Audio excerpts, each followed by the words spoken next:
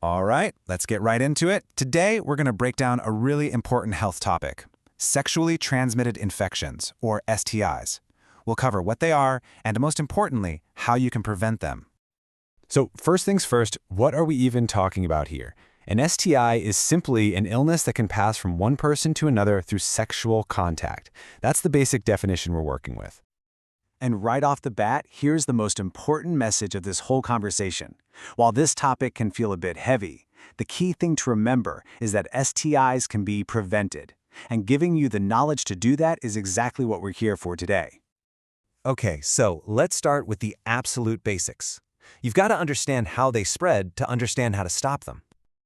So, how do these things actually spread? Well, the main way is through the exchange of certain bodily fluids during any kind of sexual contact, vaginal, oral, or anal. But it's not the only way. They can also be transmitted by sharing needles or even passed from a mother to her baby during childbirth. Now, I really want you to pay close attention to this next part, because this is probably the single most important concept to get your head around when it comes to STIs. There are two main types, and the difference between them is a total game changer for treatment. And here it is, the big divide. On one side, you have viral infections. These cannot be cured, but you can treat the symptoms with medicine. On the other side, you have bacterial infections, and these can be cured, usually just with antibiotics. Understanding this one difference is absolutely crucial. So let's look at some examples of each. We'll kick things off with the viral infections. Remember, these are the ones that are manageable, but they don't have a cure. First up, genital herpes. Medication can definitely help relieve the symptoms, which can be pretty painful. But here's the really tricky part, and you'll see this as a theme. Many people show no symptoms at all, which makes it incredibly easy to pass on without ever knowing it. Next is genital warts, caused by HPV. And this is a perfect example of what we mean by not curable. You can get the warts themselves removed, sure, but the virus, it's still hanging around in your system, which means the warts can come back. And then there's HIV, which is the virus that leads to AIDS. HIV works by attacking the body's immune system over a long period. And while there's no cure, modern antiviral drugs are incredibly effective. They can slow the virus down so much that people can live long, totally healthy lives.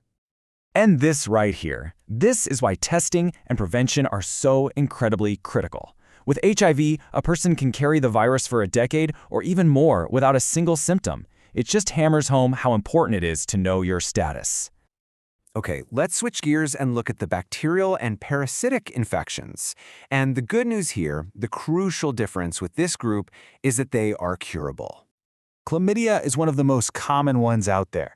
Now, some people might get symptoms, but, and here's that theme again, women in particular often have no symptoms at all. That's why regular testing is so important. But the great news, it's easily cured with antibiotics. It's a similar story with gonorrhea. Men are more likely to have symptoms, while women often don't. And yes, it's curable with antibiotics. But, and this is a big but, we're starting to see some strains that are becoming resistant to the drugs, which makes prevention that much more important. Syphilis is a little different. It actually progresses in stages. It might start with a painless sore, and then later you could get a rash. The real danger is if it's left untreated for a long time. But if you catch it, it is completely curable with antibiotics.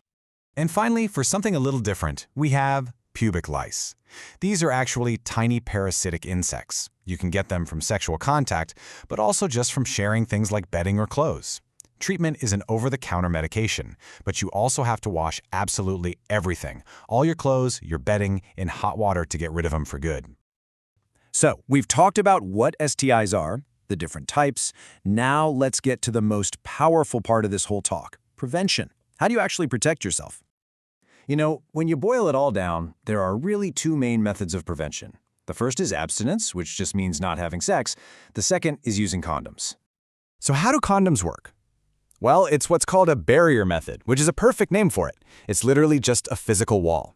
That thin latex sheath stops sperm, for sure, but just as importantly, it helps prevent the exchange of the bodily fluids that carry STIs. It's a simple idea, but it's incredibly effective. So just how effective are we talking about? Well, when they're used correctly and every single time, condoms are between 86 and 97% effective at preventing both pregnancy and STIs. That is a seriously powerful tool for your health. Look, at the end of the day, knowledge really is power.